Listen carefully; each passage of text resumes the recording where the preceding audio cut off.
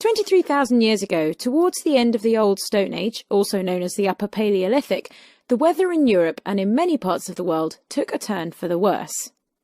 Temperatures plummeted, rain levels fell, and a massive ice sheet slowly advanced to cover most of northern Europe and stayed there for the next few thousand years. We know that during this glacial period, many animal and plant species sought shelter in Europe's three warmer southern peninsulas, Iberia, Italy, and the Balkans. But the question is, where did the people go? Archaeological material recovered from this time period has shown that a large number of our ancestors retreated to Franco-Cantabria, an area covering the southwest of France and northeastern tip of Spain.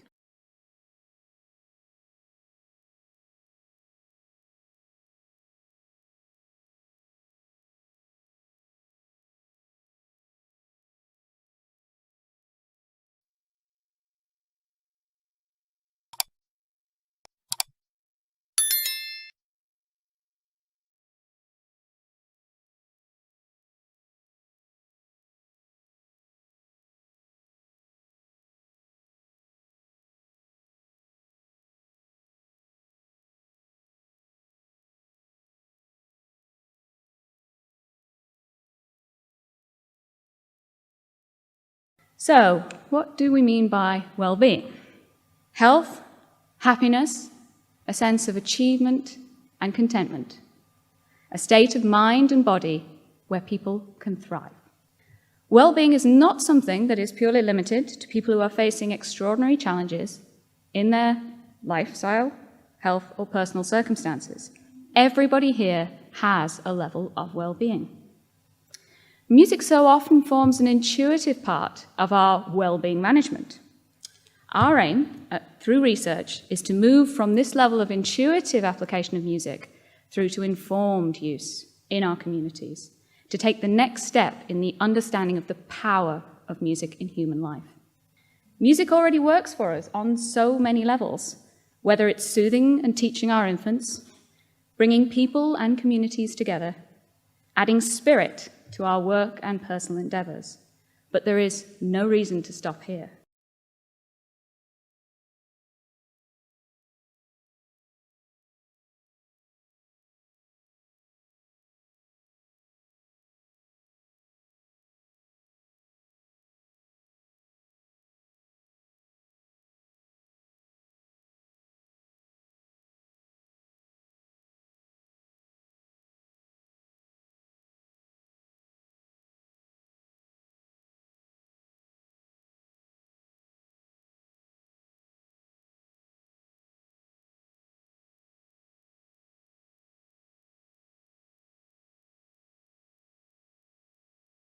The next topic is going to be black holes, and this is a similar situation.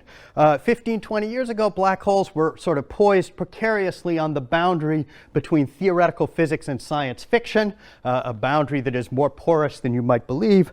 But again, in the past 15 years or so, this has been converted into a standard topic in observational astronomy. There are dozens, probably hundreds of objects we can point to in the sky and say, yes, those things are black holes. And so now the current topic of research is, do these things that we are pretty sure are black holes actually behave in the incredibly bizarre science fiction-y manner that the theoretical physicists have been talking about for the past 30 or 40 years? And so to what extent are these very exotic behaviors actually manifested in real life?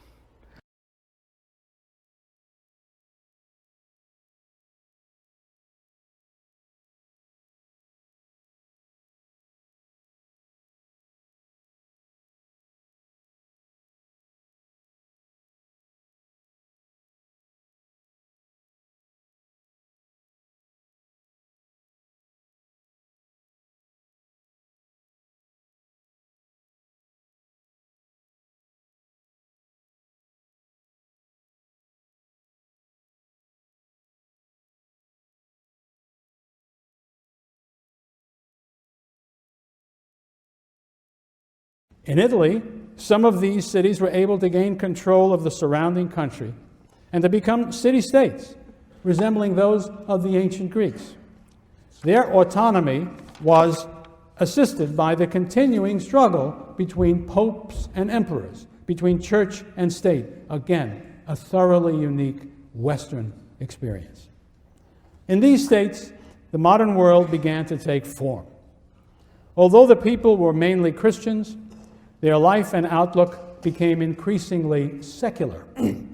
Here, and not only in Italy, but in other cities north of the Alps, arose a worldview that celebrated the greatness and dignity of mankind, which was a very sharp turning away from the medieval Western tradition that put God and life in the hereafter at the center of everything.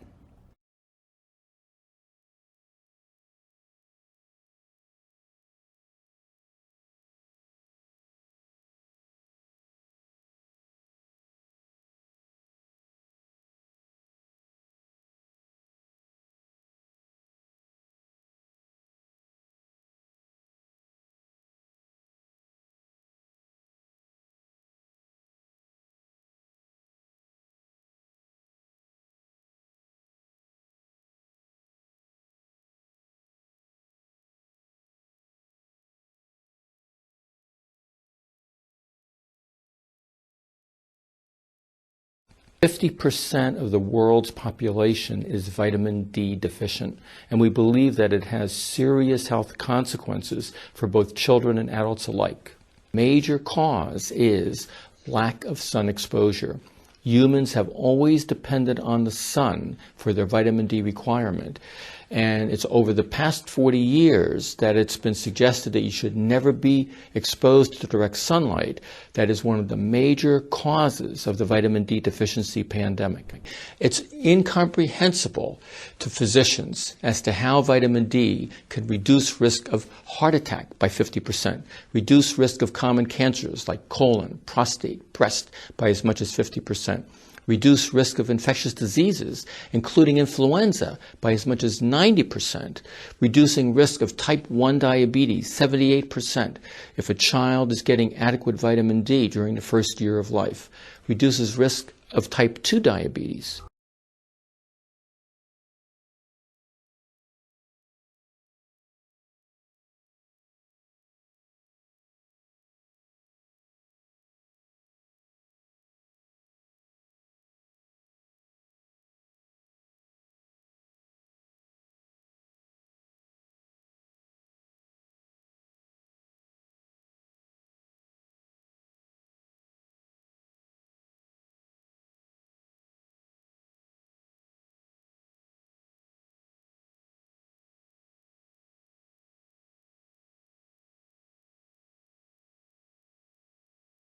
Answering at last the plea of the forgotten people and the left behind towns by physically and literally renewing the ties that bind us together, so that with safer streets and better education and fantastic new road and rail infrastructure and full fibre broadband, we level up across Britain with higher wages, a higher living wage, higher productivity. We close the opportunity gap, giving millions of young people the chance to own their own homes and giving business the confidence to invest across the UK. Because it is time we unleashed the productive power, not just of London and the South East, but of every corner of England, Scotland, Wales and Northern Ireland. The awesome foursome that are incarnated in that red, white and blue flag, who together are so much more than the sum of their parts. And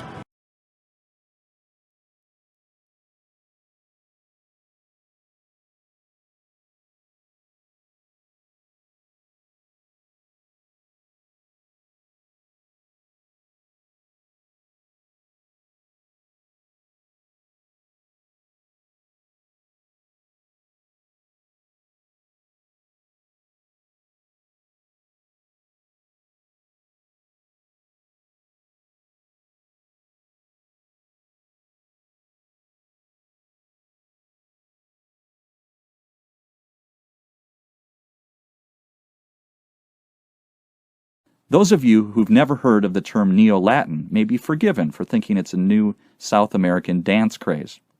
If you're puzzled when I tell you it has something to do with the language of Romans, take heart. Over the years, many classes who have confessed they are not really sure what it is either. Some have assumed that they are so-called late Latin, written at the end of the Roman Empire. Others have supposed it must have been something to do with the Middle Ages. Or perhaps it's that pseudo-Latin, which my 5- and 7-year-old boys seem to have gleaned from the Harry Potter books, useful for spells and curses that they zip one another with makeshift paper ash ones. No, in fact, Neo-Latin is more or less the same as the Latin that was written in the ancient world, Classic Latin.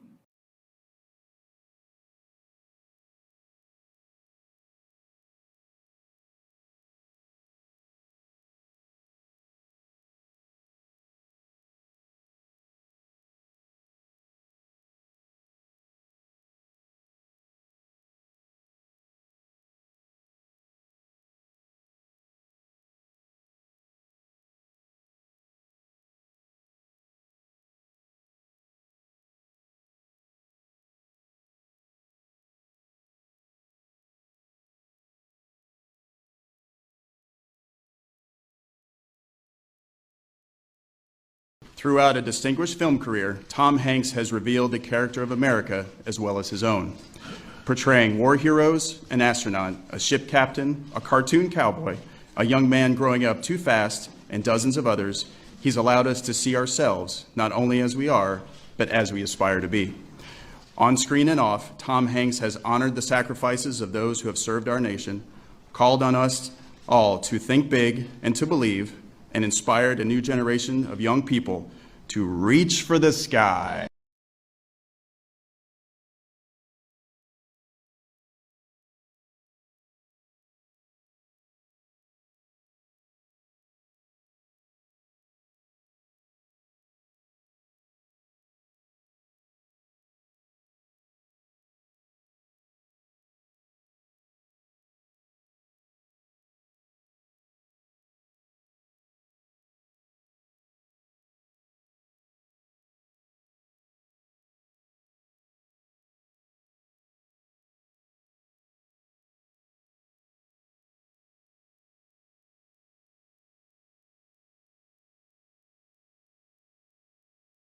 Each stage of sleep plays a role in brain health, allowing activity in different parts of the brain to ramp up or down and enabling better thinking, learning, and memory.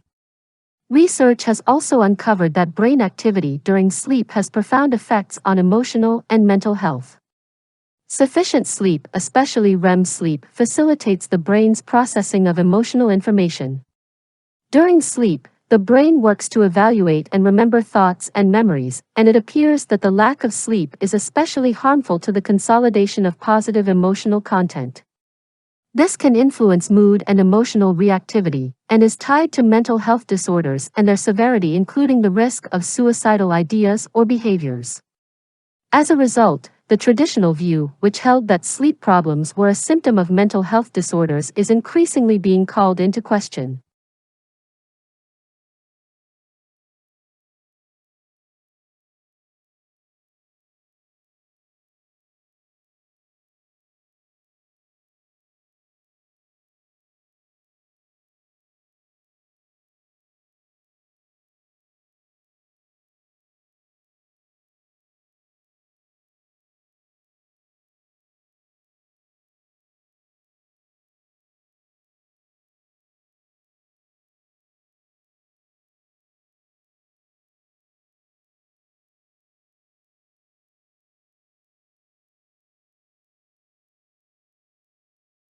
Who can speak about the true health of the ever-expanding universe of human knowledge, given how complex and specialized the many scientific and technological fields have become?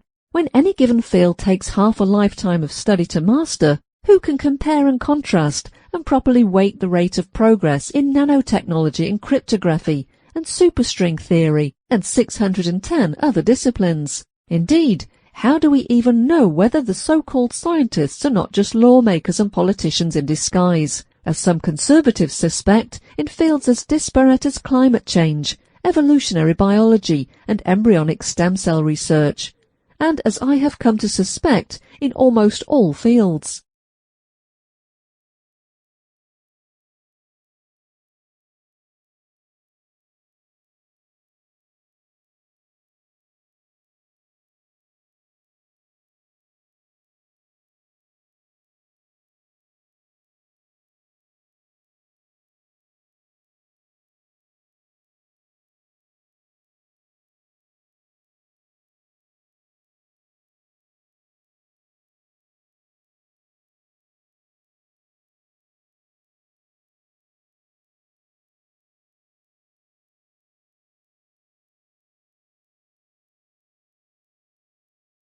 Today's politicians would find it much harder to persuade a more skeptical public to start a comparably serious war on Alzheimer's disease, even though nearly a third of America's 85-year-olds suffer from some form of dementia.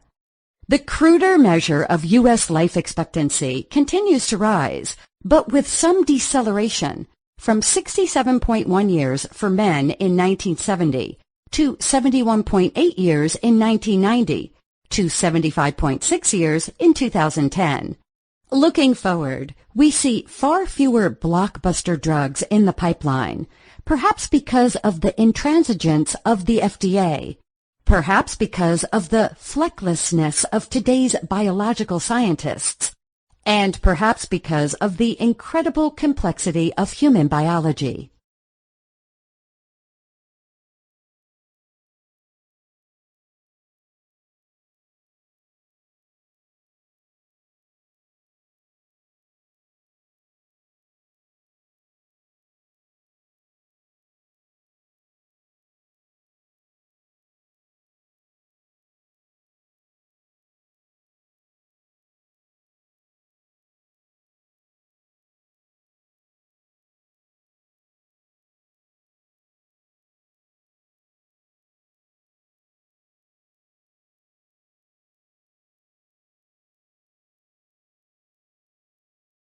Now, I think most of us take ideation utterly for granted, but it has completely rewritten the way life evolves on this planet because, with the arrival of our species, everything changed. Now, a single species, using its idea evolution, which could proceed apace independently of genes, was able to adapt to nearly every environment on Earth, and spread around the world where no other species had done that. All other species are limited to places on Earth that their genes adapt them to, but we were able to adapt at the level of our cultures to every place on Earth. A lot of that sounds familiar to us, but what's hidden in there is this idea of idea evolution, and if it seems easy to us, it shouldn't, because no other species on Earth has been capable of doing it, and I'm including in this our recent ancestors.